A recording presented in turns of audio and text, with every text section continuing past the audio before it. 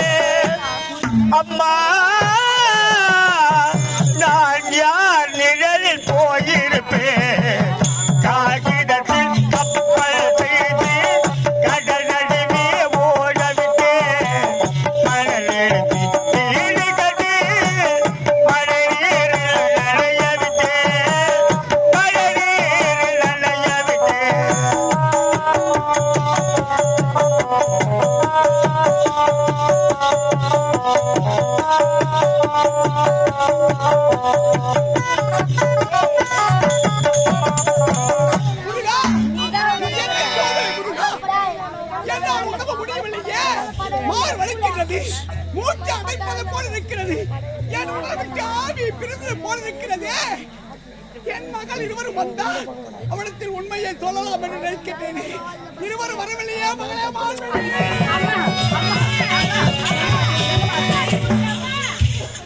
என்னால் உடம்பு முடியவில்லை அம்மா.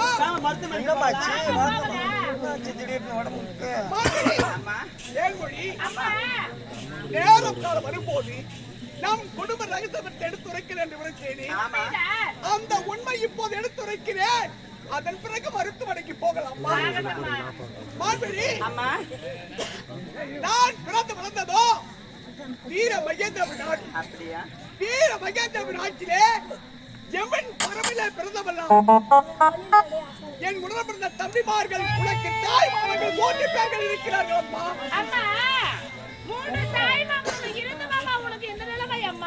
அந்த உண்மையை கூறுகிறோம் தேன்மொழி. மூத்த தாய் மாமன் பெயர் வீரபாகு, இரண்டாவது தாய் மாமன் பெயர் குமரன், மூன்றாவது தாய் மாமன் பெயர் வீரபாண்டி. 3 தாய் மாமனோடு நான் வாழ்ந்து வரும் நேரத்திலே கன்னி பருவம் நீங்கி மங்கை பருவடைந்தேன். எனக்கு ஏற்றவரை என் மனதுக்கு பிடித்தவர் உனது தந்தை ஏழ்மை கொடியில் பிறந்தவர். அவரை நான் காதலித்தேன். அவரையே திருமணம் செய்து கொண்டேன். ஏழ்மை குடியில் பிறந்தவரை காதலித்து திருமணம் செய்து கொண்ட காதலித்தார். அங்கே ஜெவனிலே என் தம்பிமார்களோடு இருந்தால் அவர்களுக்கு இழிவான சொல் கிடைக்கும் என்று வீர மகேந்திரன் நாட்டு விட்டு மணிப்பு நாட்டிற்கு வந்து விட்டேனம்மா. மணிப்பு நாட்டிற்கு வந்து உன் தந்தையும் நானும் சந்தோஷமாக வாழ்க்கை நடத்தினோம். நீங்கள் இரு செல்வங்களும் பிறந்தீர்கள். மாண்புமிகு, உங்களை வளர்த்து ஆளாக்கும் நேரத்தில் உனது தந்தை என் கணவர் காலத்தின் விதிவசத்தால் இறந்து விட்டார்.